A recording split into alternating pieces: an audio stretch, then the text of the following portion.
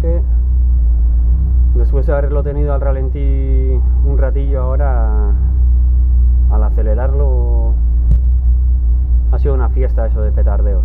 Vamos a probar lo mismo, ralentí,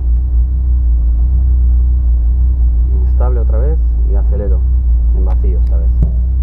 Ahí lo tenemos, voy.